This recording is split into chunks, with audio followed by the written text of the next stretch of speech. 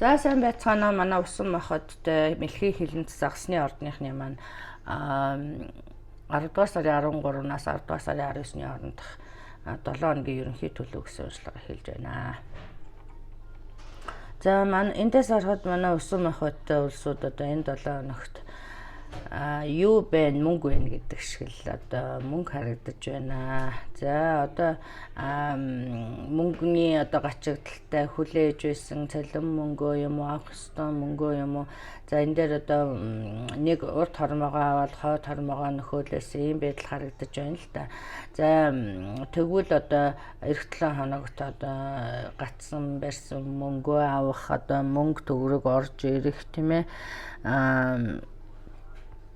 Одоо мөнгөний соронзон байх нэ одоо танд одоо таны хүлээж байгаагүй гэнтийн мөнгнүүд орж ирж одоо таныг баярлуулах нэ гэсэн юм харагдаж байна. За энэ дээр одоо хэдийгээр одоо ийм боловч одоо ажил төрөл дээр бас асуудлууд харагдаж шүү. Тийм ээ. Одоо таны та их одоо хөдөлмөрлөөд байдаг тийм ээ. Гэвч одоо ирээдүйд одоо харахаар таны одоо ажил дээр одоо танд шинэ өрсөлдөгч гарч ирэх. Эсвэл одоо нийтээрээ нийлж одоо таныг ганцаардуулах юм уу? Эсвэл ямар нэг байдлаар одоо зөрчилдөөн ажил дээр одоо риск харагдаж байна шүү тий. Тэгэхээр энэ дээр одоо ийм хэдийгээр одоо ийм байгаа ч гэсэн юу ч гэдгийг төр зүрийн ийм байдлыг одоо бас их тийм ээ одоо төр зүрийн ийм мөнгө төгрөг одоо ийм юмд одоо аархах найз нөхөд болон ажлын хамт болон юм уу одоо дарга зэрэгтэйгээ муудалцах ийм асуудлаас болгоомжлоорой. Яагаад гэх юм бол ирээдүйд одоо ажил дээрх одоо ийм асуудлууд харагдаж байна шүү.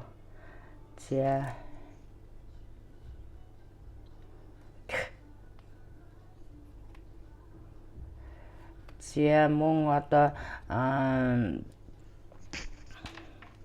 өөртөө одоо хит их бардах тийм ээ. Эсвэл одоо ажлын ачаалал их байна гэж одоо эсвэл гомдолсноос үүдсэн янз бүрийн ийм асуудлууд харагдаж байна. За мөн өөртөө хит бардахаас болгоомжлоорой л гэсэн байна да. Ерөнхийдөө бол за энэ дээр одоо бас таны одоо бас амьдралын баланс алдагдсан байгаа харагдаж байна шүү. Хит их одоо хайр сэтгэл эсвэл одоо гэр бүлийн асуудал эсвэл одоо хит их ажил төрөл мөнгө төгрөг эсвэл одоо нэг юмд одоо хит их төвлөрснөөс нөгөө талын амьдралын одоо баланс алдагдсан юм байдал харагдаж байна. Энийг одоо анхаарч авч үзнэ үсттэй. За хайр сэтгэлийн асуудал дээр танд одоо шинэ хайр харагдаж байна шүү. Шинэ хүнтэй танилцах юм магадлал өндөртэй байна. За энэ шинэ харилцаа одоо гэрлэлтэнд хүрэх магадлал өндөртэй харагдаж байна. За энэ дээр одоо миний нэг харсан юм гэхээр зэрэг ер нь яг хуучин хүн эргэж ирэхээр харагдаж байна л та. Тэгэхээр зэрэг одоо энэ хуучин хүн эргэж ирлээ гэдээ энэ дээр хэлсэн байна л та. Би энийг хэлэх гээд байна л та. Тэгэхээр зэрэг хуучин яг одоо төр зур тустай байж байгаад одоо маргалтсан болсон тийм маргалтаанаас үүдсэн. Тэгэхээр зэрэг ийм хүн буцаж ирэх нэ. За энэний хажуугаар new love гарч ирэх гээд байна. За тэгэхээр энэ дээр юу гэж хэлсэн байна вэ гэхээр зэрэг таныг одоо яг энэ хуучин хүн ирчлээ гэд одоо хамаг хаалга үүдээ хаахын хэрэггүй. Яагаад гэх юм бол энэ хүн одоо take some time тийм ээ нөгөө хүнээ мэдэх энэ хүнээ мэдхийг хослуулвал их зүгээрээ. Яагаад гэх юм бол одоо шинэ хайр нь илүү одоо гэрлэлтэнд хүрэх гэхээр ийм байна. Хуучин хүн болвол за энэ дээр одоо хуучин хүн ирсэн нэг ийм юм харагдаж байна. Одоо хэлчихье гэж бодож байна л та. За энэ дээр танд одоо love spell хийлгсэн байж магадгүй гэсэн. За та одоо date night-д явах нэ одоо шинэ хүнтэйгээ сайхан болцоонд явахаар харагдаж байна тийм ээ. За энэ дээр энэ хуучин хүн ирж байгаа ийм юм байгаа боловч энэ хүн одоо таныг одоо янз бүрийн одоо дуудуулах юм хийлгсэн эсвэл одоо та дуудуулах юм хийлгсэн ийм магадлал өндөртэй учраас би ер нь ингэж боддtiin л та. Одоо хүний одоо сэтгэл зүрхний асуудлыг тийм ээ ингэж одоо хүчээр хоригулж одоо ингэж барих гэдэг бол одоо үнэхээр одоо байж болсошгүй эсвэл одоо их нүгэл юм шиг санагддаг. Тийм ээ. Тэгэхээр зэрэг одоо энэ хүн тантай байх ёсгүй болвол тавьж явуул их зүгээр. Хэрэг тантай байх ёстой хүн болвол юу нь яаж салъя гэсэн салахгүй л байна.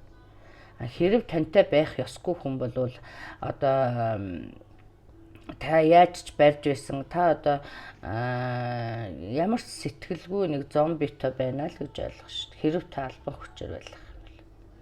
Тэгэхээр одоо монголчуудын хуучин үг байдаг хүүтэн бөхс тэрч хэвтгэнэ үү гэж.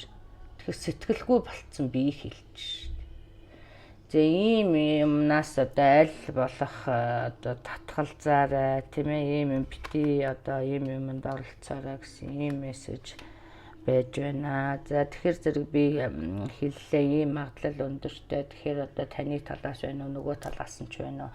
За тэгэхээр ерөнхийдөө энэ буцаж ирсэн хүнд яг хуу leap of faith гэсэн байгаа л да. Тэгэхээр зэрэг энэ асуудлуудыг одоо нэгдүгээрт нь хорвоо ертөнцид даатгаад орчих гоо. Энэ бол цаг хугацааны асуудал. За хоёрдугаарт нь гэх юм бол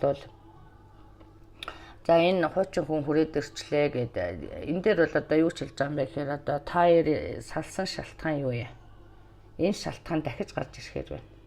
Тэгэхээр зэрэг нэг их одоо энэ хүн буцаж ирлээ гэд хаалга үүдээ хаалгүй байж явах юм бол энд шинэ хүн байна. Энэ шинэ хүн гарч ирээд одоо юу гэдгийг